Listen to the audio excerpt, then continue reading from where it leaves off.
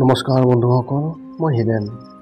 আজি আপোনালোকক এই ভিডিঅ'টোৰ জৰিয়তে এই 2024 বৰ্ষৰ আগষ্টৰ মাহটোত বৃষ-ৰাশিৰ ব্যক্তিসকলৰ কেনেদৰে ফলাফল লাভ কৰিব তাৰে সম্পূৰ্ণ তথ্য আপোনালোকক এই ভিডিঅ'টোৰ জৰিয়তে আগবঢ়াইছোঁ।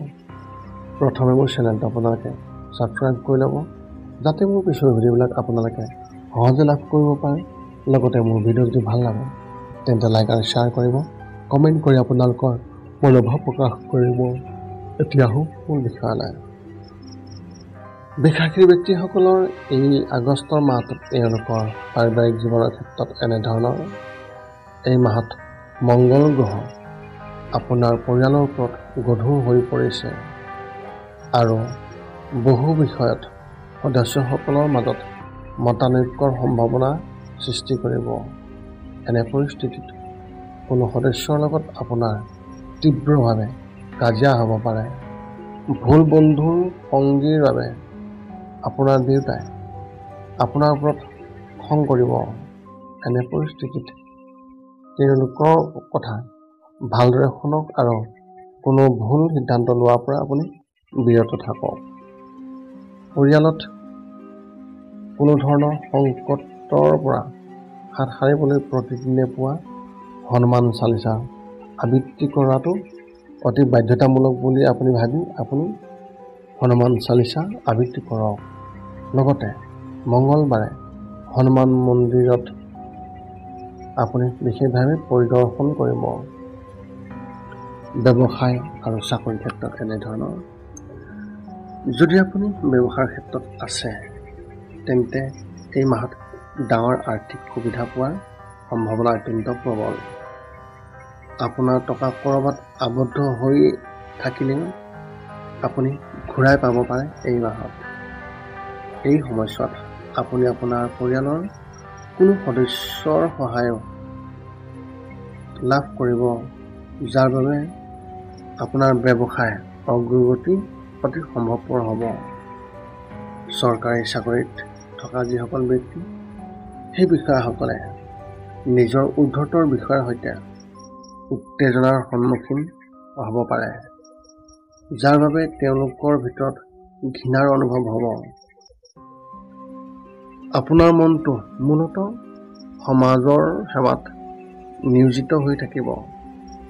ব্যক্তিগত খণ্ডত কাম কৰা ব্যক্তিসকলে তেওঁলোকৰ চাকৰিৰ পৰা অন্য কামলৈ ডাইভাৰ্ট হ'ব পাৰে আৰু নতুন কিবা এটা আৰম্ভ কৰাৰ কথা ভাবিব পাৰে। শিক্ষা আৰু কেৰিয়াৰ ক্ষেত্ৰত এনেধৰণৰ।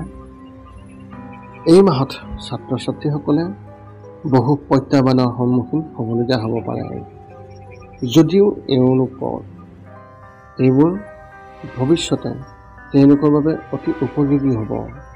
এনে পৰিস্থিতিত যিকোনো সমস্যাৰ পৰা পলাই যোৱাৰ পৰিৱৰ্তে সাহসেৰে মুখামুখি কৰি তাৰ পৰা শিকিবলৈ আপুনি চেষ্টা কৰক।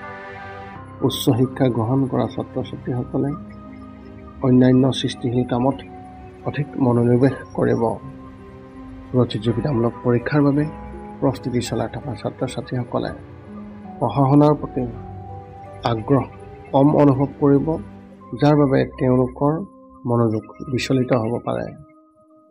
এই সময়ছোৱাত কোনো এটা বিষয়ত দেউতাকৰ লগত তেওঁলোকৰ মতানৈক্য হ'ব পাৰে, যাৰ ফলত ঘৰখনত উত্তেজনাৰ পৰিৱেশ সৃষ্টি হ'ব পাৰে।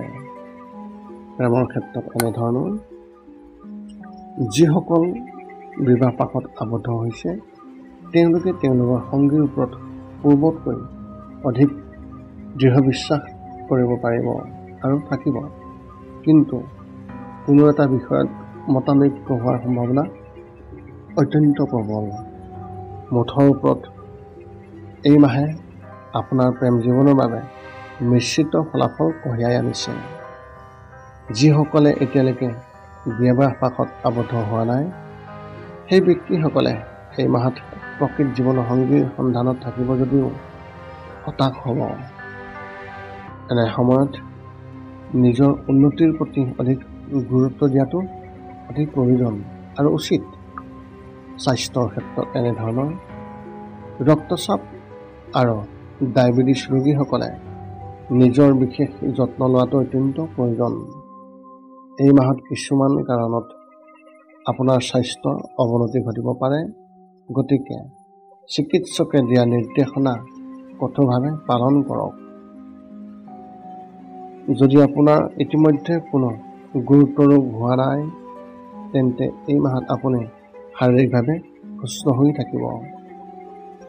মানসিক সমস্যা বেছি নহ'ব যদিও মন কিছু সময় অস্থিৰ হৈ থাকিব পাৰে।